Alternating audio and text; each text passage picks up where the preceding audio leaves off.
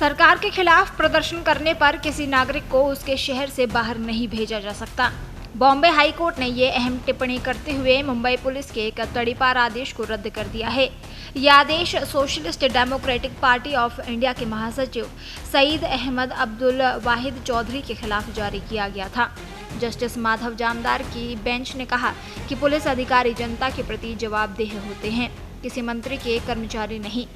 49 साल के चौधरी मुंबई के चेंबूर इलाके में रहते हैं। वे नागरिकता संशोधन कानून, एनआरसी, बाबरी मस्जिद विध्वंस, ज्ञानवापी मस्जिद विवाद, वक्फ बोर्ड में भ्रष्टाचार और पेट्रोल डीजल की कीमतों में बढ़ोतरी जैसे मुद्दों पर लगातार प्रदर्शन करते रहे हैं। वे लोकसभा चुनाव भी लड़ चुके हैं। चौधरी के खिलाफ 2019 से 2024 के बीच 5 एफआईआर दर्ज हुई थी। ज्यादातर मामले सरकार के खिलाफ प्रदर्शन करने से जुड़े थे और आईपीसी की धारा 188 के तहत दर्ज थे। इसी आधार पर 20 अक्टूबर 2025 को महाराष्ट्र पुलिस एक्ट के तहत उन्हें कारण बताओ नोटिस भेजा गया। दिसंबर 2025 में चेंबूर के डिप्टी पुलिस कमिश्नर ने आदेश जारी कर उन्हें 1 साल के लिए मुंबई शहर और उसके आसपास के इलाकों से बाहर निकाल दिया। आदेश में कहा गया था कि उनकी गतिविधियों से डर का माहौल बनता है और सार्वजनिक व्यवस्था को खतरा है।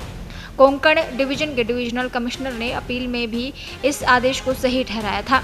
सुनवाई के दौरान अदालत ने सवाल उठाया कि बीजेपी सरकार मुर्दाबाद या अमित शाह मुर्दाबाद जैसे नारे लगाने को निर्वासन यानी तड़ीपार का आधार कैसे माना जा सकता है। अदालत ने कहा कि पुलिस अधिकारी जनता के प्रति जवाबदेह हैं, किसी मंत्री के निजी कार्यकर्ता नहीं।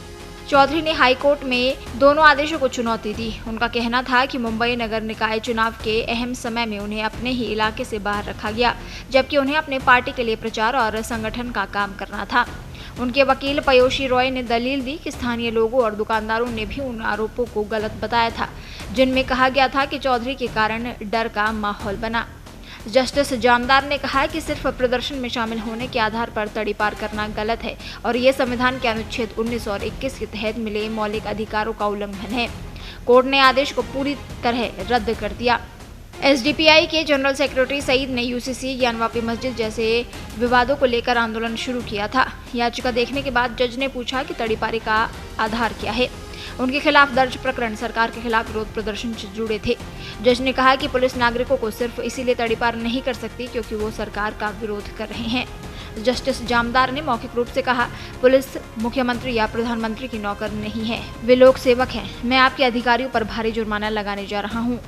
वहीं जस्टिस जामदार ने महाराष्ट्र के राजनीतिक माहौल में चल रही हॉर्स ट्रेडिंग पर भी टिप्पणी की, जिसमें सांसद और विधायक पार्टियां बदल रही हैं।